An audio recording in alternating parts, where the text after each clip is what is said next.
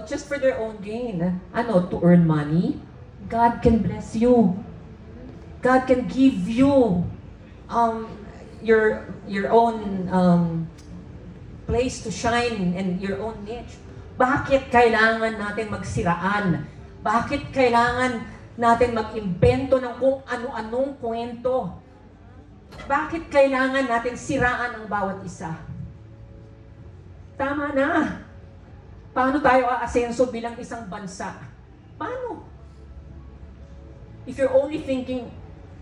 we are going to be thinking only about ourselves, our own gains, magkano kikitain dito, ilan views, ilan ganito, etc., etc.,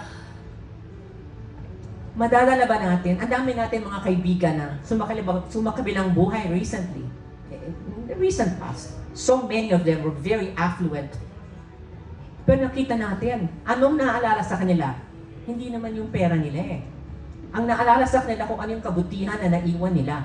Hindi ba mas maganda ganun? Yung may maiwan tayong kabutihan sa kapwa natin, sa bansa natin, kahit papano. If each one of us, alam nyo, maliit pa akong bata, lagi ko itong sinasabi. Hindi ko alam bakit, maliit pa akong bata. I remember my brother before throwing a piece of wrapper of candy outside the window or a popsicle stick or something. My dad was driving, my papa was driving the car, my mom was there, and kaming siblings nandun sa likuran. I must have been around 8 years old. And I reprimanded my brother. Why are you throwing that piece of, that wrapper out the window? Why? Who cares? Everybody does it anyway. I said, if everybody thinks the way you do, wow, what a mess this country is gonna be with all the dirty stuff there. Kaya ako pa nakakita ako ng may papel na ganyan. Pag nakita ko yung mga nagtatapon, lalo kong pinapakita, kinukuha ko at tinatapon sa basura. We have to be good examples to the people around us. Hindi ko sinasabing in a big way. Even in a little way. And when you do that, it ripples. May mga effect yan na maganda.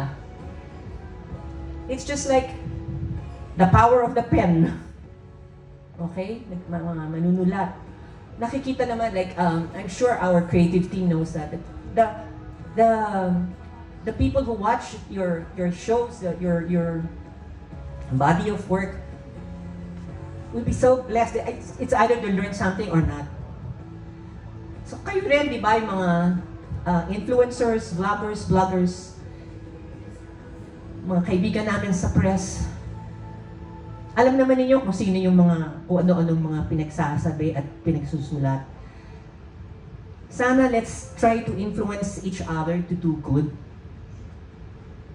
Let's honor God in what we're doing. You know that there is power of life and death in the tongue. When you bless people and you say God bless you, there's a reason. You're blessing, God does something to that person when you say God bless you. But when you curse, something can happen to that person if he deserves the curse. But in the Bible it also says an undeserved curse will not rest. So kung yung sinabi mong curse pupunta dun sa binitawan mo para sa isang tao, babalik at babalik yon. It will not rest on the person that you cursed. Babalik sa iyo yun. Remember, every good deed that we do will come back to us. So every bad deed we do. Nakakatakot, di ba? Pwede pa ako magkwento, isang kwento. Tungkol sa isang OFW. Naging patotoo namin ito sa 700 Club Asia eh. I don't remember the exact, this is just like, excuse me na lang, basta yung gist na lang ito. Dalawang OFW workers, they were working in a laundry shop. Ang laundry shop po, isang place kung saan pwedeng madaling magnakaw, kung saan pwedeng madaling gumawa ng hindi maganda. Kasi ang dami mga naiiwan sa bulsang pera. Ang dami hindi lang bare-barya minsan.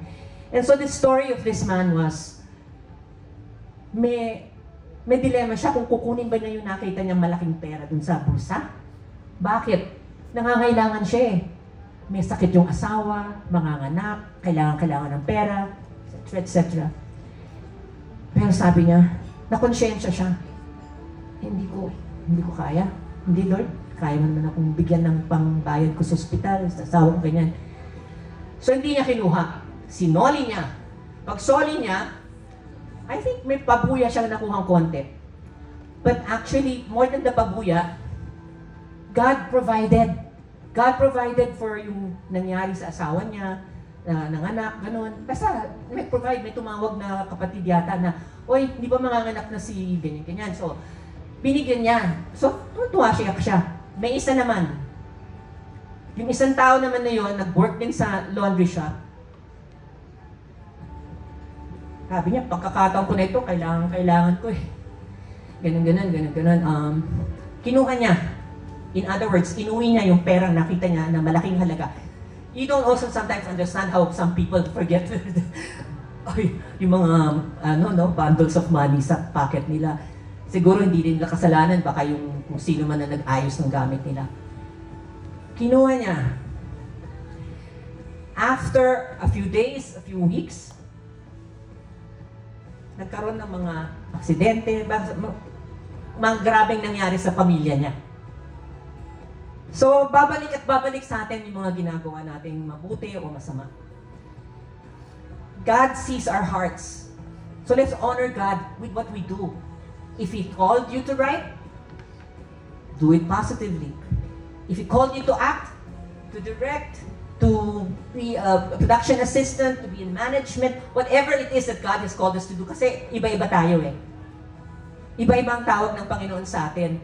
Pero kahit na boss yan, kahit na walang malaki o maliit sa Panginoon, pare-pareho yun eh. Sobrang pareho. The important thing is that we honor God. So with that, I'd just like to leave this and say that sharing inheritance is something that we really worked hard for. As our director and my co-stars here has mentioned. May puso po, it's a heartwarming project that we are very proud of. It may not be exactly to the letter like the Korean one, but we have our own Philippine flavor. Our very own Philippine flavor. And from this, we hope that it will be a heartwarming telenovela which is going to bring the hearts of men and women, families together. We hope that it will bring young people more love and respect for their elders. We hope and pray that even the elders will also be kind and understanding towards the young generation. Ang dami mong mapupulot na aral. Konti lang mo yan kasi alam ko, gutom na kayo. Pero sa inyong lahat, really, taos-puso din ang pagpapasalamat namin sa bawat isa sa inyo. You may have come here for a different reason. Different reasons. Iba-iba tayong dahilan. Pero maraming salamat sa binigay ninyong panahon sa amin. Kailangan namin ng tulong ninyo, ay hayag sa lahat ang aming handog na ito na Shining Inheritance.